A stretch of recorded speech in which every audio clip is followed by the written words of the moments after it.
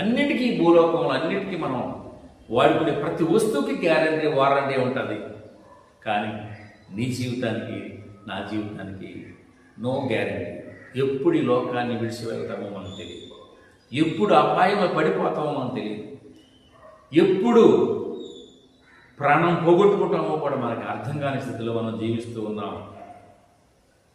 దేవుని బిడ్డలారా, అపాయం నుంచి కాపాడుతాను అంటాడు బైబిల్తో. అపాయం నుంచి తప్పిస్తాను అంటున్నాడు.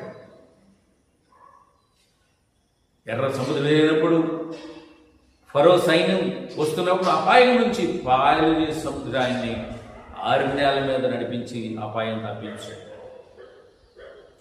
షడ్రక్ మెషక్ అబేద్నెగోలను అగ్ని మంటల్లో విసిరేసినప్పుడు అపాయం వచ్చింది, అపాయం నుంచి తప్పించాడు దేవుడు. వారి యొక్క ఏ ఇంటికి కూడా కమరలేదు.